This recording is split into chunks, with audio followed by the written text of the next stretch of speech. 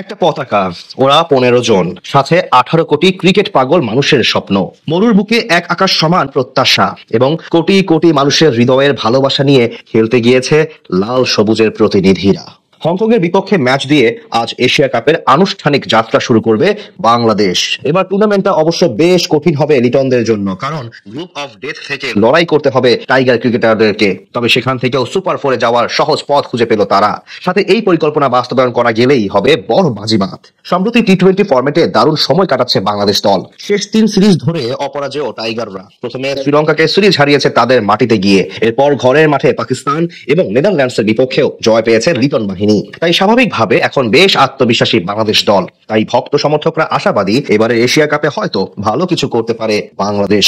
বলার অপেক্ষা রাখে না, সেই ভালো মানে হচ্ছে গ্রুপের গন্ডি পেরিয়ে সুপার ফোরে পা রাখা। যদিও টুর্নামেন্টে তাদের চোখ রাঙানি দিচ্ছে আফগানিস্তান ও শ্রীলঙ্কা।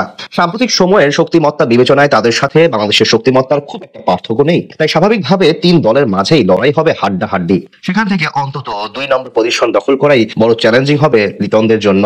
এর জন্য কমপক্ষে 2টি ম্যাচ জিততে হবে টাইগারদের। সেখান থেকে প্রথম ম্যাচ হংকং এর বিপক্ষে। এদিক হতে সামর্থ্যের দিক থেকে পরিষ্কারভাবে ফেভারিটের তকমা থাকবে টাইগারদের দিকে। তাই এখানে জয় পেলে বাকি 2টি লক্ষ্য হলো শ্রীলঙ্কা এবং আফগানিস্তান।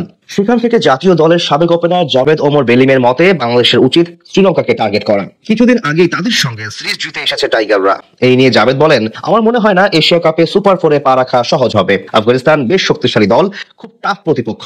বিশেষ করে ফজল হক, রাশিদ খান, নূর আর নবীদের নিয়ে গড়া আফগান বোলিং বেশ ধারালো ও শক্তিশালী। বৈচিত্র্য আছে প্রচুর, তাই আফগানদের সঙ্গে পেরে ওঠা কঠিনই হবে। তাই শ্রীলঙ্কাকে হারানোর কথাই বেশি চিন্তা করা উচিত। এদিকে তার মতে এবার এশিয়া কাপে দারুণ সুযোগ আছে বাংলাদেশের জন্য। টাইগারদের সম্প্রতি পারফরমেন্স বলছে ওঠুর্নামেন্টে সুপার ফোরে ওঠার জন্য এটাই পারফেক্ট সময়। জাতীয় দলের সাবেক ওপেনারের ব্যাখ্যা, বাংলাদেশ সাম্প্রতিক সময় ও নিকট অতীতে ভালো ক্রিকেট খেলেছে।